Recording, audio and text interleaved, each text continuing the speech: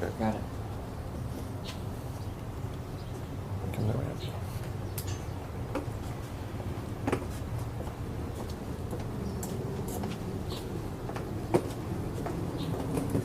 Morning. Leah, can you tell us what you're here for today? Pardon me? What happened, Leah?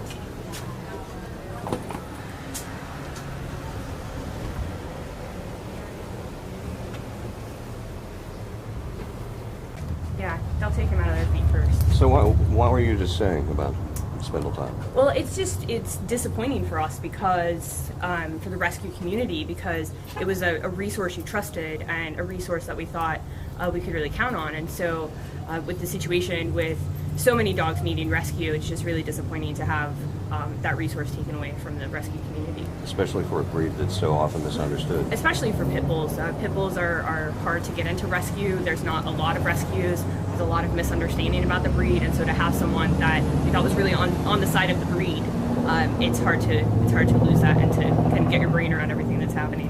And why are you here? I'm here actually to help out a friend who has a dog here who's out of state, and just put paperwork in someone's hands, so hopefully at some point we can get him back for her.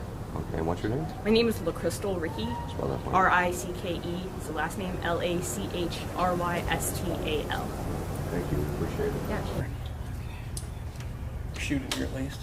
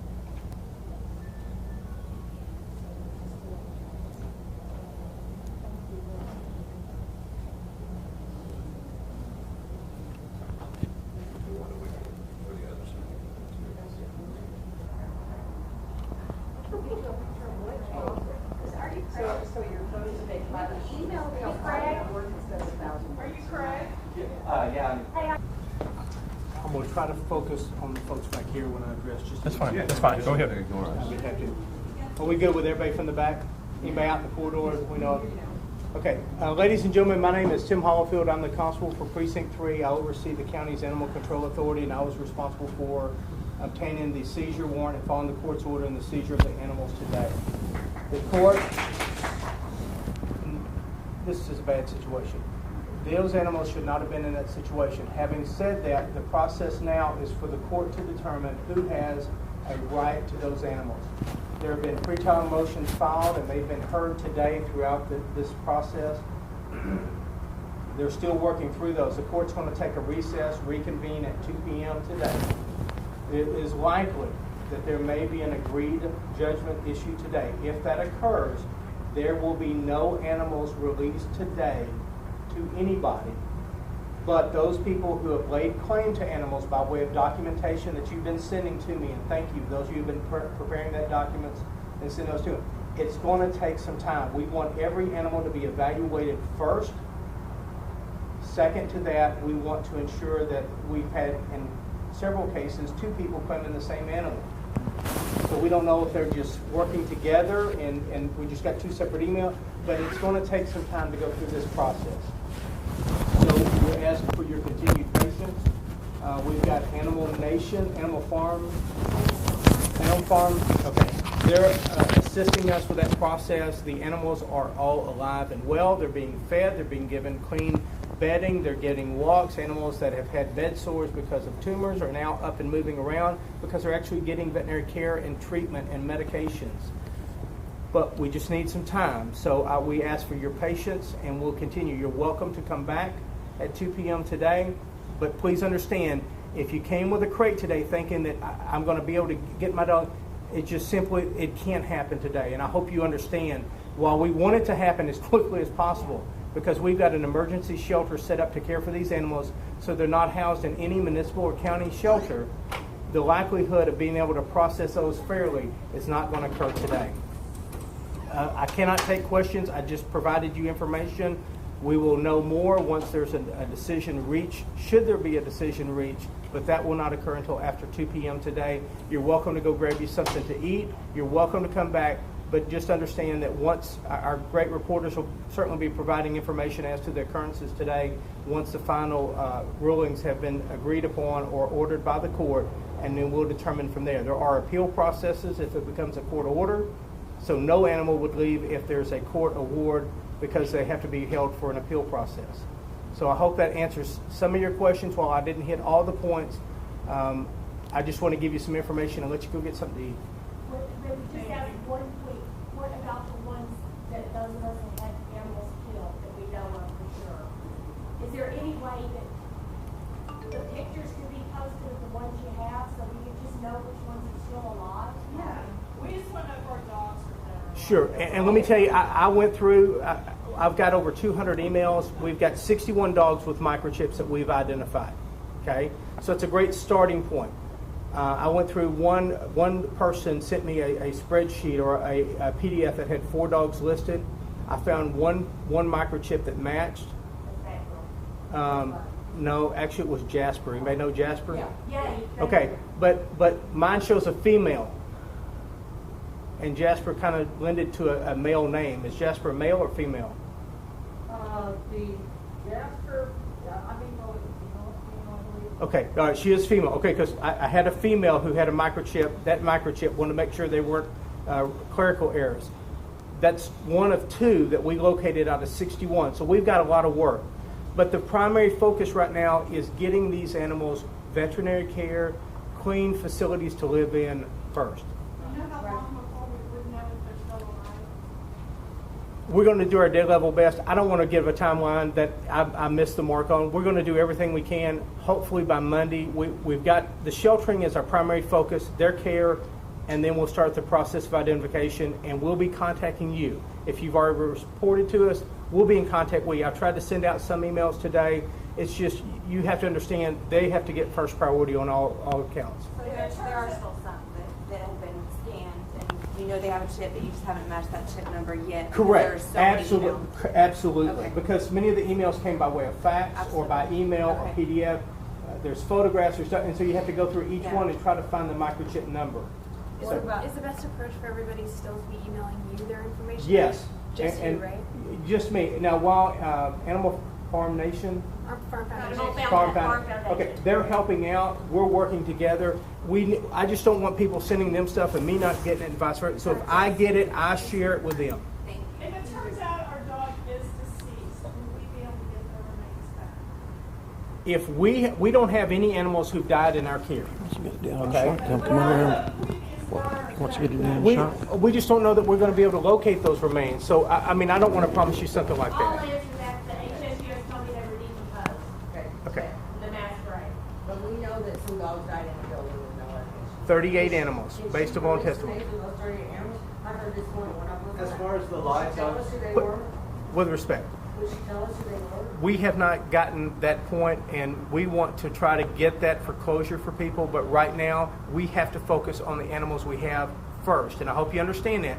We'll try to help you as much as we can with closure on animals that you may have sent there, but first, we've got to care for the animals who need veterinary care that are there now. How many were saved? 298 were seized. Your email it said about some other organization fixing this on, is that not gonna happen yet? If the animals are awarded either through the court's order or an agreed judgment, it would go to Montgomery County, not to a shelter, but to Montgomery County. We would have the responsibility to work very closely with our great friends at HSUS in helping us and the Farm Foundation to get these animals into a good life, not just an existence. Okay. We don't trust it. See you, it's good, we're good. I trust them because they've been nothing but helpful to us. They can have your dogs in Montgomery County, I don't want them having mine. I want to go on record as saying that. Unfortunately, it may not be your choice, ma'am, and I want you to understand that. We have to do what we believe is best for the animals. And while I respect your opinion, the county has 298 animals to look out for, and we have people who have worked day and night over 25 hours straight from HSUS to help us save these animals. We get it because we raised the money to work it at the facility. Right, but these folks $1,000 help. here. These folks helped rescue them from that facility that you put them in, that was a bad facility, and I appreciate them, and I needed their help, and I'm glad they were here to help us. Thank you all very much. That's all I have. Now, why did you send him to Spindletop? Because he had no options in Beaumont. But why? You thought Spindletop was a good place. Yes. Tell me that. Yes, we did. We thought Spindletop would be a good place for him to get adopted out of. And now? And now we're very disappointed. And we're just... Okay, first of all, what's your name? Marissa. Marissa, tell me, you had this dog here. What is the dog's name? This is Bella. Bella? Bella. Where is Bella from? She actually came from a high kill shelter that we rescued her from in Los Angeles.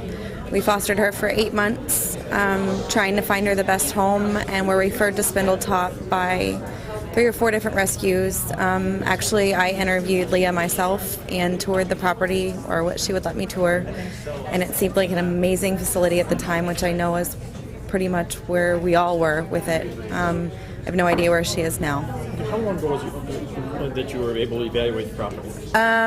It was at beginning of June. We did finally drop Bella off there on June 17th. What part of the property did she let you? Describe It was really just the front of the property, around the 2 homes, and Did she allow you to go in the 2-story house? absolutely at all? not. She would not allow No, you to do no. 2-story house? Well, we didn't ask to go into that 2-story house because we thought it was her house. Okay. What about the brown like garage or half moon garage, what do you call it, back behind, kind of behind the smaller We were house? not given access to that. Was that doors? Her excuses have been that there were aggressive dogs on the property and that it was for our safety. Okay. So what kennels were you able to view? What areas? Just the kennels that she had that were outside, and some dogs that she had brought out to the front porch area with toys and water, and even while we were there was walking some of the dogs, and just actively looked like she was taking care of the property and the dogs. And she was I never got a bad feeling from her. Unfortunately, I guess our gut instinct was wrong. What about the very back building back across it? No, we were never given access to that at all. In fact, I don't even remember being told it existed. So. What is the dog's name? Jean, Jean, Jean. She's this is a neighborhood stray that we've been watching for a long time. We couldn't get very close. It had a very sad face. She had every night would go by, would take some treats wherever she was staying. It was really staying on someone's front yard, and we contacted the gentleman living there and told him, and he said that Harris County was trying to pick her up. I said anytime they pick her up, let us know. And about a month ago, Harris County picked her up, and we got in touch with Harris County. We got her out of the Harris County Animal Shelter in Canino Road, and we got in touch with Spindletop Rescue because they wouldn't release it to us. And we took her to Leah Purcell. She's with Spindletop. We dropped her off, and we were not very comfortable at the time with the facilities, but we never got to see what was inside. We left a crate. We left her in the crate, and she needed a bigger crate, and so 2 weeks later we stopped by again, provide a bigger crate. We paid, we have a contract. How much did you pay? $900. And for one dog. And what did she tell you was included for that $900? Said all the vet and all the care meals, everything, and that she will, we would have till September 15th or before we could pick her up. So we were planning to pick her up in like middle of July. She also said that her chip that Harris County put in wasn't there, and that she was pregnant, but she would help to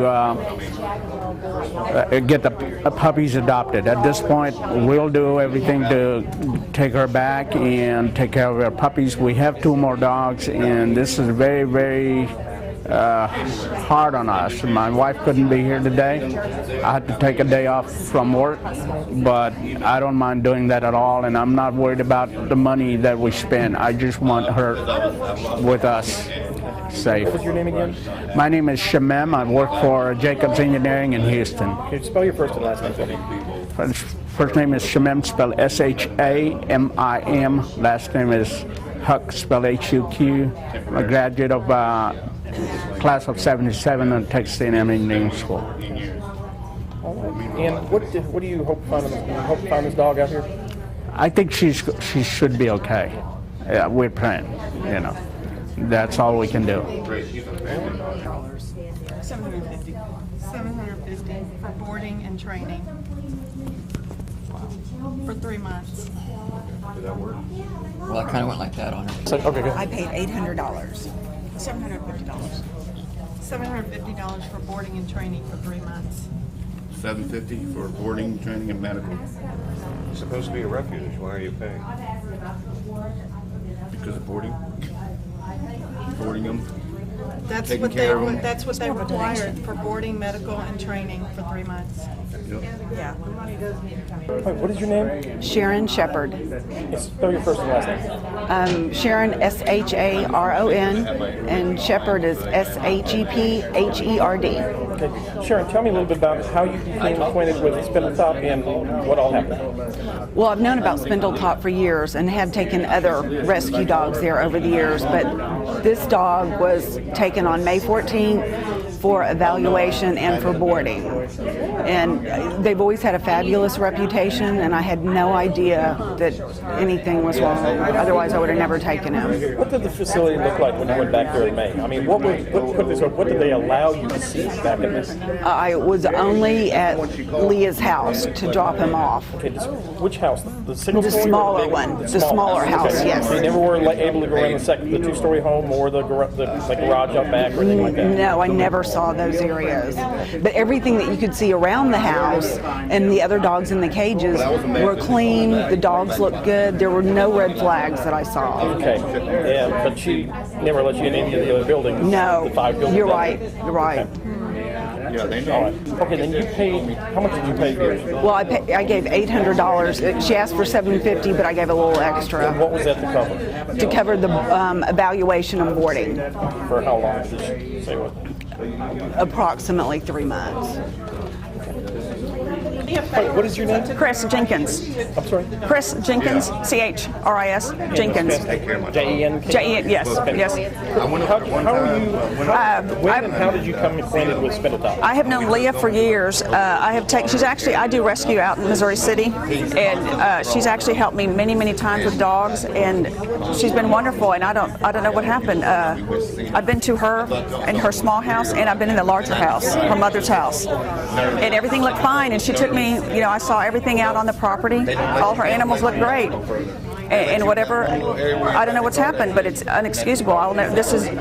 We have a dog out there right now that we're trying to get, that we gave $750 for. What kind of dog? It's a Pitbull. You have a picture of him around? Completely bedded. He was completely bedded. Just a wonderful dog, and we're going to try and get him back. But we did find out he is still alive. So, but I don't know what happened. Everything was fine, and she's been very highly recommended. But whatever's happened, it's unexcusable. You said she did allow you in the big house? How long ago was that? Oh, it's probably been 4 years. Oh, so it hadn't been anything recent? No, not recent. Okay. And the big house is where I guess 70-year dogs are supposedly. Yeah, and I don't even know how they could fit in there. And see, 4 years ago when I was out at her place, her mother was actually helping with all the work, and I see her mother today she's having a hard time walking, so I don't even know how her mother could take care of the dogs in the big house. So I don't know. And then, the fact that Leah has horses and cows out there that they said look good, how did they look good and these dogs look like crap? I'm very angry. First of all, Okay, first of all, what is your name? Scott Mularski. Spell your last name, Scott. M-U-L-A-R-S-K-I. Tell me how you became acquainted with Spindletop. I was living in a home, and I couldn't afford the home no more, so I had to move out. And I moved to an apartment complex where they didn't allow pit bulls in the complex, so I had to find him someplace to board him temporarily until I got another home.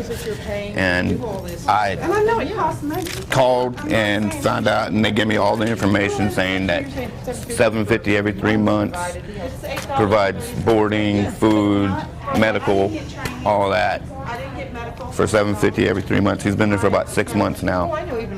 So, and I just paid another $375 just on the 9th, and actually my mom is the one that contacted me and let me know about this because she reads the paper, and so she brought it to my attention yesterday actually and asked me questions and told me what happened, and so I've been frantically trying to find out about my dog. I mean, he's been with me 14 years and he's part of the family, and he needs to come home. I need to get him home. Got a picture of him there? Yes. I need a picture of him there. They need somebody to look at them and protect them from themselves, if nothing else. I mean, you got That's the same picture that's on my arm. Protection for themselves. That one? Yep. Okay. Can you hit the receipt there? Oh, there's a good one right there. Okay. On what? What was it on? I think it's the Montgomery County Court Report. He's very easy to notify to. When's the last time you talked to Leah? Actually, last night. Last night? Last night. What did she tell you last She night? called. I called her and left a message, and they called me back, and they said I can go get my dog at the Animal Control, Montgomery County Animal Control, and she told me when I go pick him up to tell them that my dog is in better shape now than what he was before I dropped him off. Which, Leah, I'm not going to save her from the charges that she's got coming against them. So I'm not. I'm sure he's worse than before I dropped him off. And your name one more time, Scott? Scott Mularski. Yep. Kim, go ahead and give me your full name. First and last name. Kim Gavins. Spell your last name. G-A-V-E-N-S. Kim, tell me how you became associated with her, or how you found out about her. I did a lot of research with animal organizations and town people that I knew that are involved in animal organizations, and they all highly recommended Leah. I had no worries whatsoever. If I had had anybody tell me there's some kind of controversy, anything to do with Spindletop, I would have never taken her. But she seemed very genuine when I met her. I didn't get to look at the kennels. I didn't think anything of that because it was hot the day I was there, almost 100 degrees, and she said that she wanted to keep it cool and not have the doors open, you know, and bring the hot air in, which at the time I didn't think was anything out of the ordinary because we were all dying standing outside. But I had, you know, I just thought, well, that's weird, you know, you don't let me look at the kennels. But you know what, I let it pass because everybody highly recommended her. I never had any reason to think anything was wrong. And that was on June 26th. Here we are, not even a month later. How did you first find out about it? How did you first find out about it? A friend of mine told me while I was on the computer, he sent me a message and he asked me what road or what address the property was on, and I told him Cavalry Road. And that's when he said, call me, and he told me about the story. And I was devastated. I thought, I hope my dog is okay. When she originally took my dog, she told me that since the dog was terribly scared, it had been on the street for like 2-3 weeks, put in a kennel at Bark, scared to death.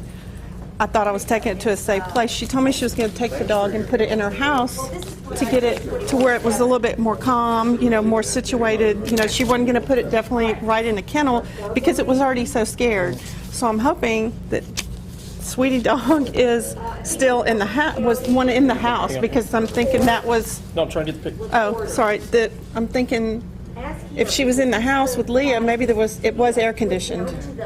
But from what I've learned, it was just deplorable conditions. But I just want to know if the dog's alive. If it's alive, I can deal with it whenever we can get the dogs, you know. All right.